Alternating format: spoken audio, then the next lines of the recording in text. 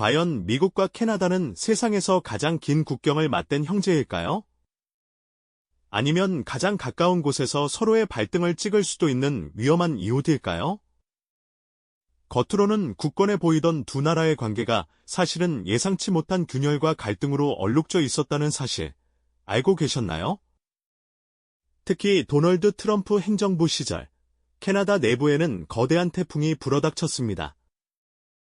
그 태풍의 진원지는 다름 아닌 미국이었다는 점이 참으로 아이러니하죠. 미국 대통령의 한마디, 그리고 단 하나의 정책 결정이 캐나다라는 한 국가의 정치, 경제, 사회 전반에 걸쳐 얼마나 심각한 내분을 초래했는지, 우리가 미처 알지 못했던 충격적인 이야기들을 지금부터 함께 들여다보시죠. 강대국의 외교가 주변국에 미치는 파급력이 얼마나 거대한지, 그 실체를 실감하게 되실 겁니다. 2017년, 미국 우선주의를 기치로 내건 도널드 트럼프 전 대통령이 백악관에 입성하면서 전 세계는 경랑에 휩싸였습니다. 취임식 연단에서 그는 아메리카 퍼스트를 힘주어 외쳤고, 이는 곧 미국이 자국의 이익을 최우선으로 삼겠다는 명확한 선언과도 같았죠. 이러한 외교 기조는 오랜 시간 유지되어 온 미국과 캐나다의 전통적인 관계에 근본적인 변화를 예고했습니다. 마치 평화롭던 호수에 커다란 돌을 던진 것처럼 잔잔했던 두 나라 사이의 불길한 파문이 일기 시작한 겁니다. 지정학적으로나 경제적으로나 미국이라는 거대한 이웃에 의존할 수밖에 없었던 캐나다는 미국발 충격에 내부가 흔들릴 수밖에 없는 숙명을 안고 있었죠. 캐나다의 단풍잎과 미국의 성조기가 서로를 경계하듯 팽팽하게 마주보는 상징적인 장면은 불안과 긴장이 감도는 새로운 시대의 시작을 알리는 듯했습니다. 트럼프 행정부는 출범과 동시에 북미 자유무역협정, 즉 나프타를 역사상 가장 형편없는 협정이라며 강하게 비판했습니다. 그리고는 이 협정을 완전히 뒤엎고 새로운 협정인 율센케를 강제로 추진했죠. 이 과정에서 미국은 캐나다의 고율의 관세 폭탄을 위협하며 압박 수위를 높였습니다. 미국 노동자 우선이라는 강력한 정책 기조 아래 캐나다 경제 전반은 전례 없는 압박에 시달려야 했죠. 마치 거대한 댐의 균열이 생기듯 캐나다 사회 내부에서는 경제 부문별, 지역별로 이해관계가 충돌하며 깊은 갈등이 증폭되기 시작했습니다. 예를 들어 퀘벡주의 낙농업자들은 미국산 유제품 수입 확대에 대한 우려를 표하며 강력하게 반발했습니다. 그들의 삶과 직결된 문제였으니까요. 반면 엘버타주의 에너지 산업은 미국과의 관계 개선을 통해 석유 수출기를 넓히고자 하는 상반된 입장을 보였습니다. 국가적 위기 앞에서 캐나다 내부의 분열은 더욱 심화되는 양상이었죠. 마치 긴장감이 흐르는 협상 테이블에 앉은 캐나다 협상단처럼 그들의 얼굴에는 깊은 고민과 당혹감이 역력했습니다. 관세 위협에 시달리는 캐나다의 철강 공장 노동자들, 시름에 잠긴 낙농업자들의 모습은 강대국의 일방적인 정책이 한 국가의 삶에 얼마나 큰 영향을 미치는지 여실히 보여주었습니다. 캐나다 의회에서는 이 문제를 두고 격렬한 논쟁이 오갔고 국가의 미래를 걱정하는 목소리가 뒤섞이며 혼란은 가중되었죠. 이처럼 나프타 재협상은 캐나다에게 단순한 경제적 이슈를 넘어 국가의 자존심을 시험하는 거대한 파고로 다가왔습니다. 나프타 재협상은 캐나다에게 단순한 경제적 협상을 넘어 국가의 자존심을 걸고 내부의 균열을 선명하게 드러낸 거대한 파도와 같았습니다. 캐나다 사회는 이 파고 속에서 각자의 이해관계에 따라 서로 다른 목소리를 내며 깊은 혼란에 빠졌었죠. 하지만 미국발 태풍은 여기서 멈추지 않았습니다. 또 다른 거대한 균열은 바로 기후 정책이라는 이름으로 캐나다를 강타하기 시작했습니다. 트럼프 행정부가 파리 기후 협정 탈퇴를 선언하고 화석 연료 산업을 적극적으로 지원하겠다는 입장을 분명히 했을 때 캐나다는 이와는 완전히 다른 정반대의 길을 걷고 있었죠. 주스틴 트루도 총리는 기후변화 대응을 국가적 과제로 삼고 탄소세 도입을 비롯한 여러 적극적인 환경 정책들을 꾸준히 펼쳐나갔습니다. 마치 같은 집에 사는 두 이웃이 한 명은 환경 보호를 위해 에너지 절약을 외치고 다른 한 명은 경제 성장을 위해 마음껏 에너지를 쓰자고 주장하는 상황과도 같았죠. 이러한 정책적 대립은 캐나다 내부의 해묵은 갈등을 다시 수면 위로 끌어올리는 도화선이 되었습니다. 특히 엘버타주의 석유를 미국으로 운송하려던 키스톤X의 파이프라인 건설 문제는 캐나다 동서 간의 해묵은 긴장을 극대화시키는 중요한 쟁점으로 부상했죠. 광대한 오일샌드 자원을 바탕으로 캐나다 경제의 중요한 축을 담당하던 엘버타주에게 이 파이프라인 건설은 지역 경제의 생존과 직결된 결코 포기할 수 없는 문제였습니다. 하지만 브리티시 컬럼비아나 퀘벡주 같은 다른 지역들은 환경보호를 최우선 가치로 내세우며 파이프라인 건설에 강력하게 반대하는 입장을 고수했습니다. 트럼프 대통령은 이 키스톤XL 파이프라인 건설을 승인하며 엘버타주의 손을 들어주었지만 이후 바이든 행정부가 들어서면서 이 프로젝트는 다시 취소되는 우여곡절을 겪어야 했습니다. 마치 거대한 롤러코스터를 타듯 엘버타 주민들은 이 프로젝트의 운명을 두고 희망과 절망을 오갔을 겁니다. 이 과정에서 캐나다 내부는 에너지 산업의 미래를 둘러싼 경제적 이익과 환경 보호라는 이념적 가치 사이에서 갈기갈기 찢겨지는 듯한 고통을 겪어야 했죠. 엘버타주는 연방정부의 정책이 자신들의 생존권을 위협한다고 분노했고, 다른 주들은 환경 파괴를 용납할 수 없다며 단호하게 맞섰습니다. 마치 한 가족 안에서 재산 분배를 두고 형제들이 첨예하게 대립하는 모습처럼 캐나다라는 국가 안에서 지역 간의 반목은 더욱 깊어졌습니다. 미국 우선주의가 던진 작은 돌멩이가 캐나다라는 연못에 던져져 예상치 못한 큰 파문을 일으킨 셈이었죠. 그리고 이 모든 혼란 속에서 캐나다를 또 다른 깊은 딜레마에 빠뜨린 중대한 사건이 발생했으니 바로 화웨이와 멍한저우 사태였습니다. 트럼프 행정부는 중국과의 기술 패권 경쟁을 벌이며 화웨이 제재를 강력하게 추진했습니다. 그리고 2018년 12월 캐나다의 멍한저우 화웨이 최고재 무책임자 CFO의 체포를 요청하게 됩니다. 미국과 중국이라는 두 거대한 코끼리 사이에서 캐나다는 마치 작은 새우처럼 끼어버린 형국이었죠. 멍한저우는 캐나다 밴쿠버 공항에서 전격 체포되었고 이 사건은 캐나다를 미중 갈등의 최전선으로 강제로 끌어들였습니다. 중국은 이에 대한 보복으로 캐나다인들을 억류하며 캐나다를 전방위적으로 압박했습니다. 마치 인질극을 벌이듯 중국은 캐나다에게 미국과의 동맹을 포기하고 자신들의 편에 서라고 노골적으로 강요하는 듯 보였죠. 캐나다 내부에서는 격렬한 논쟁이 벌어졌습니다. 과연 미국과의 오랜 안보 동맹 가치를 우선할 것인가, 아니면 중국과의 거대한 경제적 관계를 유지할 것인가 하는 기로에 선 것이었죠. 캐나다 정부와 국민들은 전례 없는 깊은 고민에 빠졌습니다.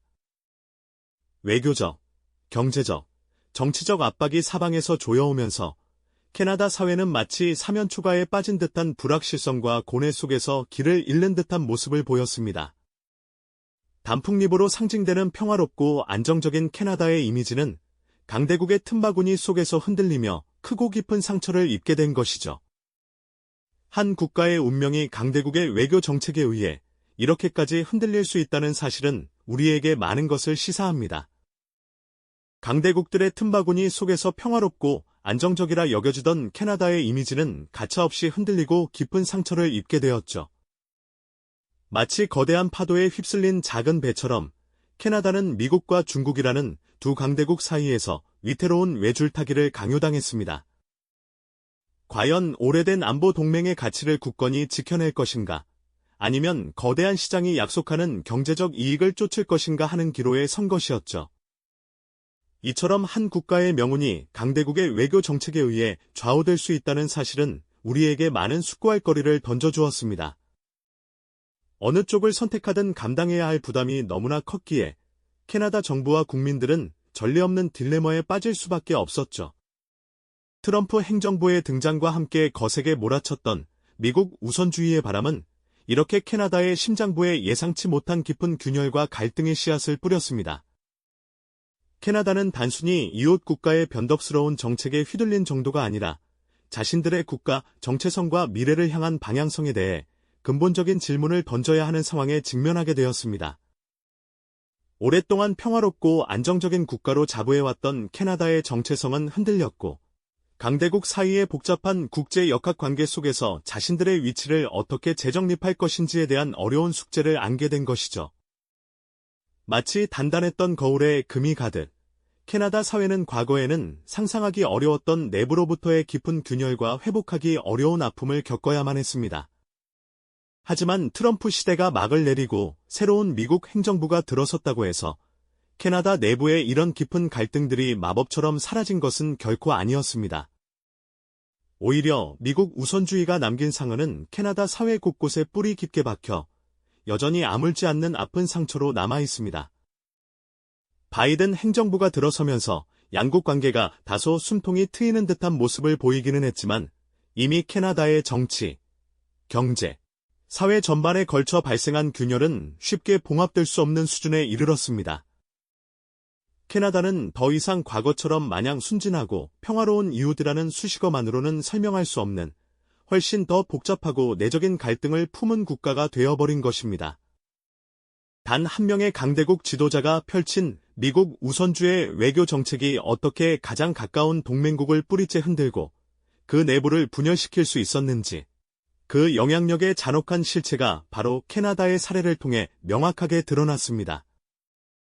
미국의 예측 불가능한 정책 하나하나가 캐나다의 주요 산업 경제를 뒤흔들고 오랜 시간 잠재되어 있던 지역 간의 갈등을 더욱 심화시키며 심지어는 캐나다의 외교적 정체성마저 혼란스럽게 만들었던 것이죠. 마치 거대한 지진이 한 나라의 기반을 송두리째 뒤흔들듯 캐나다는 미국이라는 강력한 이웃의 그림자 아래에서 끊임없이 흔들리며 고통받을 수밖에 없었습니다. 우리는 캐나다의 이야기를 통해 미국이라는 거대한 이웃의 그림자 아래에서 한 국가가 겪어야 했던 내적 고통과 분열의 깊이를 생생하게 목격할 수 있습니다. 이는 단순히 먼 대륙에 위치한 캐나다만의 이야기가 아니죠. 강대국의 이기적인 외교 정책이 어떻게 주변국의 평화와 통합을 파괴하고 그 사회에 회복하기 어려운 깊은 상흔을 남길 수 있는지에 대한 중요한 교훈을 우리에게 던져줍니다. 국제 질서 속에서 강대국에 둘러싸여 살아가는 모든 국가가 언젠가 직면할 수 있는 현실임을 상기시켜주는 가혹한 경고인 셈입니다. 캐나다의 상징인 단풍잎은 여전히 아름답게 붉게 물들지만 그 찬란함 뒤편에는 미국발 태풍이 남긴 깊은 상처와 해묵은 갈등의 씨앗들이 숨쉬고 있습니다. 미국 우선주의가 남긴 이 균열들은 과연 시간이 흐르면 자연스럽게 아물고 봉합될 수 있을까요? 아니면 언제든 다시 터져 나올 수 있는 또 다른 갈등의 불씨로 남게 될까요? 이 질문은 비단 캐나다만의 문제가 아니라 국제사회를 살아가는 우리 모두에게 던져지는 무겁고도 중요한 질문일 것입니다. 네, 앞서 던졌던 그 질문, 미국 우선주의가 남긴 깊은 상처와 해묵은 갈등의 씨앗들이 과연 시간이 흐르면 자연스럽게 아물고 봉합될 수 있을까요? 아니면 언제든 다시 터져 나올 수 있는 또 다른 분열의 불씨로 남아 캐나다 사회를 계속해서 흔들게 될까요? 트럼프 행정부가 막을 내리고 새로운 시대가 열린 지금도 이러한 물음들은 캐나다 사회의 깊은 울림으로 남아 있습니다. 트럼프라는 이름의 거대한 폭풍은 지나갔지만 그가 남긴 미국 우선주의의 그림자는 캐나다 내부를 찢고 흔들며 지울 수 없는 상흔을 새겨 넣었죠. 한때 세상에서 가장 긴 평화로운 국경을 맞댄 형제라고 불리던 캐나다는 이제 더 이상 과거에 순진했던 이웃이 아닙니다. 미국이라는 거대한 이웃의 정책 하나하나에 일희일비하며 내부적으로 큰 고통을 겪었던 그 시간들은 캐나다를 언제든 터져 나올 수 있는 내부의 균열과 해묵은 갈등의 불씨를 안고 살아가는 훨씬 더 복잡하고 고뇌하는 국가로 바꾸어 놓았습니다. 마치 오랜 시간 조용히 끓어오르던 용암이 강한 외부 충격으로 인해 마침내 지표면을 뚫고 분출할 준비를 마친 화라산처럼 말이죠. 우리는 캐나다의 이 슬픈 이야기를 통해 단 한 사람의 강대국 지도자가 그가 내세운 지극히 자국 중심적인 외교 정책이 어떻게 가장 가까운 동맹국을 뿌리째 흔들고 그 사회의 정체성마저 뒤바꿔 놓을 수 있었는지, 그 영향력의 잔혹하고도 생생한 실체를 마주하게 됩니다. 거대한 파도가 작은 섬을 덮쳐 모든 것을 쓸어버리듯 미국의 일방적인 정책들은 캐나다라는 나라의 정치, 경제, 사회 전반에 걸쳐 예상치 못한 파급 효과를 낳았고, 이는 고스란히 캐나다 국민들의 삶과 의식 속에 깊은 상처로 남게 되었죠. 미국이라는 거대한 이웃의 그림자 아래에서 캐나다가 겪어야 했던 내적 고통과 분열의 깊이를 우리가 깨닫는 순간, 가슴 한편에는 씁쓸함과 안타까움이 밀려올 것입니다. 어쩌면 우리 역시 강대국들 사이에서 비슷한 고민을 안고 살아가는 것은 아닐까 하는 깊은 경각심마저 들지 않을까요? 캐나다의 사례는 단순히 먼 대륙의 이야기에 그치지 않습니다. 강대국의 이기적인 외교 정책이 주변국의 평화와 통합을 얼마나 쉽게 파괴하고 그 사회에 회복하기 어려운 깊은 상흔을 남길 수 있는지에 대한 중요한 교훈을 우리에게 던져주고 있습니다.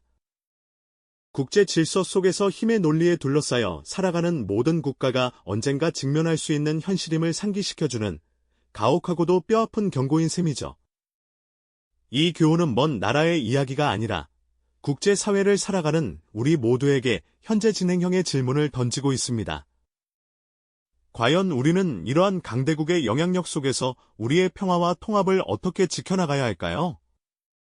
캐나다를 상징하는 단풍잎은 여전히 아름답게 붉은 빛을 띠고 있지만 그 찬란함 뒤편에는 미국 우선주의라는 이름의 태풍이 남긴 깊은 상처와 해묵은 갈등의 씨앗들이 숨쉬고 있습니다. 이 거대한 이웃이 남긴 균열들은 과연 시간이 흐르면 자연스럽게 아물고 봉합될 수 있을까요? 아니면 언제든 다시 터져 나올 수 있는 또 다른 갈등의 불씨로 남아 캐나다 사회를 계속해서 흔들게 될까요? 이 질문은 비단 캐나다만의 문제가 아니라 국제사회를 살아가는 우리 모두에게 던져지는 무겁고도 중요한 질문일 것입니다. 미국이라는 거대한 영향력 아래 놓인 또 다른 국가들은 어떤 변화를 겪었을까요? 다음 이야기에서는 또 다른 강대국의 외교가 초래한 파장을 들여다보겠습니다. 이 영상이 도움이 되셨다면 좋아요와 구독 부탁드립니다. 여러분의 응원이 제게 큰 힘이 됩니다. 다음 영상에서도 더 유용한 정보를 공유하겠습니다. 감사합니다.